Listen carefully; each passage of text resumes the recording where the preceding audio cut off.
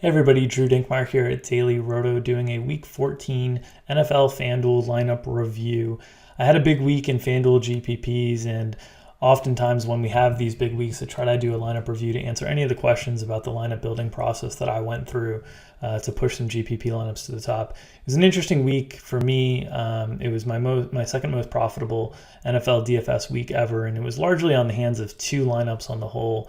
One that came in second in the FanDuel Sunday Million, and then a second lineup that came in second in the FanDuel Sunday Bomb and third in the FanDuel NFL Fan Championship. That was such a great tournament with a million up top and a $250 entry fee that they had run satellites and qualifiers for all season long and really built up a great player base to work with. So it was a really fun tournament weekend for me.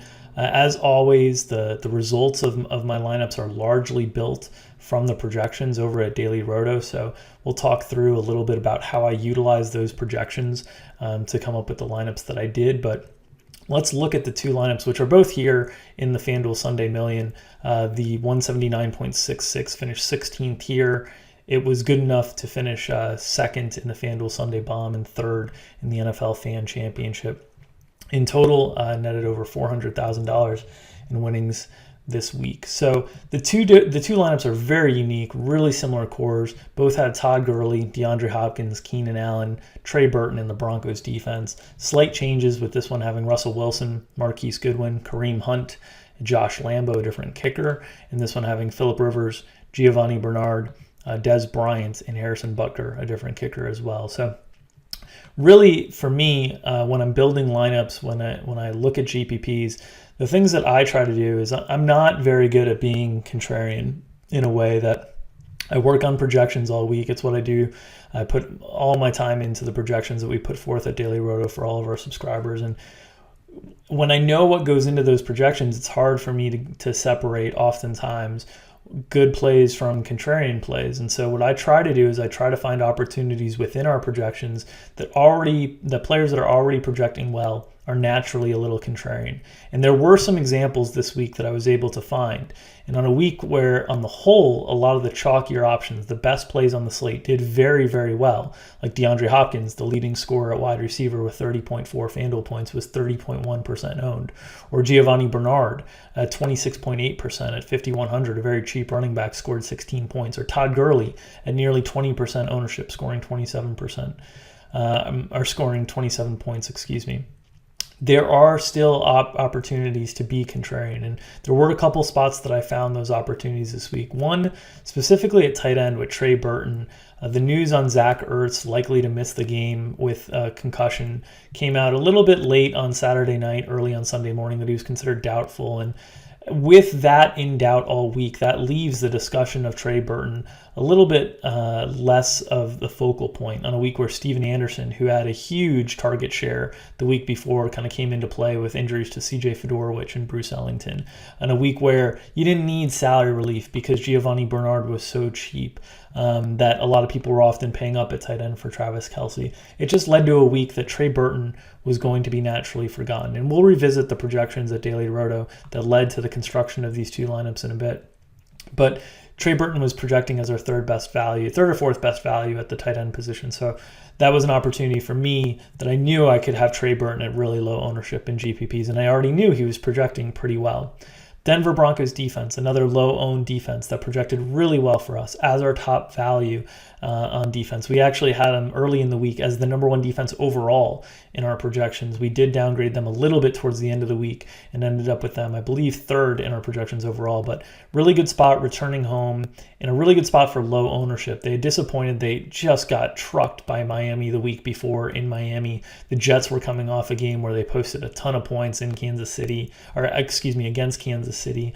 And frankly, when those two scenarios hit, you're often going to get recency bias impacting people's confidence in a play. So the Denver Broncos defense that we have raved about coming into the season, that was considered one of the best defenses in all of fantasy football, was getting Aqib Talib back, their best cornerback who had been suspended the week before, was just going to go under-owned at a reasonable price tag, $4,700, much cheaper than a lot of the other higher-priced defenses. And they were at home playing against a team that still, in terms of adjusted sack rate, gave up a lot of pressure and gave up a lot of sacks. It was a really good opportunity against the Jets to, again, get a low-owned option. And really at two positions that are highly volatile as well. The tight end position is one that is largely dependent on touchdowns, and the defensive position is one that can also be highly dependent on touchdowns. So two volatile positions naturally were areas that I was able to go contrarian on lineups that were generally pretty chalky lineups. I mean, you look at the one that cashed for 179.66. This lineup had two players over 30%. They both did, in DeAndre Hopkins and Keenan Allen. And then Giovanni Bernard, nearly 30% as well. Had, I believe, the highest owned kicker as well in Harrison Butker. So, to win GPPs, you do need to be contrarian to some extent, but the whole lineup doesn't need to be contrarian. And for me, when chalk hits on a given week, I try to give myself opportunities to still do very well in GPPs by leveraging that chalk to my advantage and going a little bit contrarian at a few different spots. So that was the idea with this lineup. This was a Rivers Keenan Allen stack. With Russell Wilson, I've gotten to the point where I do not stack him in all my lineups anymore. I still will use some Doug Baldwin. I still will use some Jimmy Graham, but I've found Russ spreads it around so much and he gets so much value through his legs that there was no need to stack him. And this week especially, the wide receivers and the tight ends for Russell Wilson were not projecting as top values for us. So I simply didn't stack him very much. I used quote unquote naked Russ in my GPP lineups, paired him with Kareem Hunt, a bounce back candidate that had been struggling during the season, but was in a team that had the highest implied total on the offensive side of the ball this week, and in a good matchup against Oakland. Marquise Goodwin was a little bit more popular than I expected. I thought this would be like 7 to 10% ownership. It ended up being double that. In a game against Houston's secondary that's been ravaged by injuries. And then Josh Lambo, a contrarian kicker here. Jacksonville, a home favorite. Seattle, a very good defense. People often don't like to take kickers with teams like middling totals, but in Jacksonville, good weather when a lot of the rest of the NFL is dealing with colder weather and tougher environments for kickers. And also, a home favorite that projected to play from ahead. Those are off against a good defense is often opportunities for field goal attempts and long ones at that. So Josh Lambo had a really nice day as well. When you look through our projections at DailyRoto, and I've loaded up for our optimizer, the FanDuel main slate here, you can see, I'll sort by value and kind of go through the projections, but you can see our top projected value at the quarterback position was Alex Smith. I did use a lot of Alex Smith in tournament lineups this week. You can see Matthew Stafford, Russell Wilson, Jameis Winston, Dak Prescott, Phillip Rivers. Those were mostly the quarterbacks that I was using this week, the top 5 or 6 in our projected value on FanDuel. Jameis was the one I used the least of simply because his wide receiving options didn't project very well for us. And if I'm going to use Jameis, a quarterback who doesn't do it a lot on his legs and usually has a pretty concentrated passing group, I usually want to stack him. So I didn't use him quite as much, but all these other guys, I found somebody that I could stack with, or they were quarterbacks that because of their rushing upside were quarterbacks that I was able to use without a pairing. And that would be the case with Dak Prescott, but also Russell Wilson. With Alex Smith, I was stacking with Tyreek Hill and Travis Kelce. Hill has big play upside, didn't rate super great in our projections, so it was usually more Kelce. Stafford with Marvin Jones, who did rate well in our projections. You'll see when you get to the wide receiver spot. Russ, I was naked with. Jameis Winston had Mike Evans and Djax. And Dak Prescott had Dez, but a lot of naked Dak as well. And then Phillip Rivers, a lot of Keenan Allen and Hunter Henry, two players that I was very high on this weekend. Our projections, the top running back had Giovanni Bernard, followed by Lamar Miller. And Lamar Miller is actually a reason that when you look back at my distribution of GPP lineups, I actually had a ton of GPP lineups that weren't even close to cashing this week. And it's largely because I had a very large exposure to Lamar Miller. These were clearly our 2 highest valued running backs. I had a lot of Lamar Miller. He didn't perform well. That knocked out those lineups immediately. The rest of my running backs, Todd Gurley, Kareem Hunt. I did use some Carlos Hyde, but I ran generally a pretty tight pool of running backs this week. Guys like Theo Riddick, LaShawn McCoy, Jamal Williams. I think I used a little bit of McCoy, but not as much Jamal Williams, I don't think at all, and maybe a little bit of Theo Riddick. Wasn't using Frank Gore. I used a little bit Samaje Perine, but not a ton. And in general, the projections kind of led me to a tighter group of options. At the wide receiver position, we had Keenan Allen and DeAndre Hopkins at the very top of the value spectrum. Those two were the highest projected scores at the wide receiver position, and those two were in both of those two lineups that ascended to the top. Sterling Shepard was our Lamar Miller of the wide receiver position. Really disappointing week for Shepard. Ran all the routes, was on the field, just didn't get the targets. A very unusual situation for a player who usually has a big market share of targets with Odell Beckham out. Adam Thielen, Marvin Jones, who I mentioned I stacked a lot with Matthew Stafford. That was one of my favorite stacks this week in tournaments. Matthew Stafford is, if you remember, at our quarterback projections, was the second highest projected value at the quarterback position due to concerns over the hand injury. The ownership was going to be low because he was a game-time decision, listed as questionable throughout most of the week. There was a favorable report Sunday morning that he had looked good in practice. And for me, that was all I needed to hear to load up on Matthew Stafford. It didn't end up working out. Theo Riddick had the rushing touchdowns, but I feel really good about that play. In good passing conditions in Tampa, warm weather, against a very poor Bucs secondary. I was very happy to have Matthew Stafford at the ownerships that I had. He was my highest owned quarterback this week. AJ Green I had a little bit less of because I was very high in Gio Bernard. I played about 55 to 50% of Gio Bernard lineups on FanDuel, 100% on DraftKings.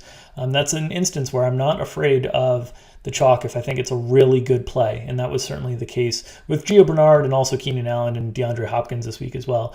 Dez Bryant, Cooper Kupp, D.D. Westbrook, Josh Gordon, all did well, and I had them spread out through tournament lineups. Dez was on the one lineup that got up to 16th in the Sunday Million and second and third in the Bomb and the Fan Championship, respectively.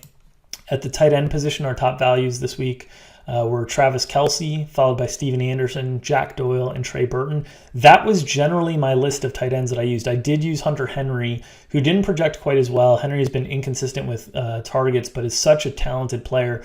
Our projected baseline for him is 8.9 yards per target, that when those market share of targets rise above this minuscule 14%, and the Chargers use him like he should, which you can play with in our customizer, if you get him up to like 20%, he's the best value on the slate. So I was taking chances on Hunter Henry in that game script against Washington where they're vulnerable to tight ends. Those were the tight ends I was using this week, and it was clear Kelce was going to have a ton of ownership because he was clearly the best play at tight end on FanDuel, and you had plenty of funds to spend. Steven Anderson was getting a little bit more acclaim than Trey Burton, and our projections liked Steven Anderson more than Trey Burton this week, but Trey Burton had similar athletic skill set, a better quarterback situation, and was going to carry much less ownership simply because the news on Trey Burton becoming a play happened much later in the week.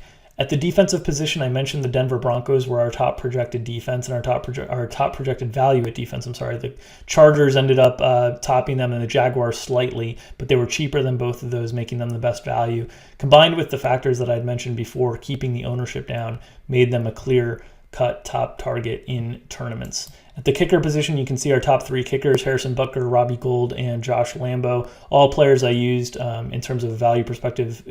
These guys were our top three. Butker, our top overall projected kicker. These were all kickers that I used a lot of, and Lambo was the one who ended up being the lowest owned of the group. Kyemi Fairbairn, another kicker that missed a 50-yarder at the end. Otherwise, he would have probably been in some GPP lineups as well that rose to the top. But generally, the projections remain a foundation for me, and the customizability, if you want to play with game situations, always makes them friendly to use for GPP. So if you're looking for projections that can help you make your DFS lineups, we've got them over at DailyRoto.com. You can check us out for the remainder of the season. You just go over to DailyRoto.com and click on the Go Premium. You can find some of the packages that we're offering there. But these are the foundation for the lineups that I build in my GPP lineups, the lineups that ended up finishing second in the FanDuel Sunday Million, third in the Sunday NFL Fan Championship, and second in the NFL Bomb this week for over $400,000 in total winnings this week. It was a great week for me. As you can see from the distribution of lineups, I played 20 in the Bomb. A lot of these lineups lagged way behind, and those are largely Lamar Miller lineups. So it wasn't all rainbows and unicorns in my lineups this week, but the projections on the whole pushed me in the right path. So if you're looking for some help for your NFL DFS lineups, come on over to dailyroto.com and give us a look. And that's how I ended up having a big week 14. So thanks for tuning in. Hope this lineup review was helpful for those of you out there trying to improve your games and playing DFS, and best of luck out there in all your games.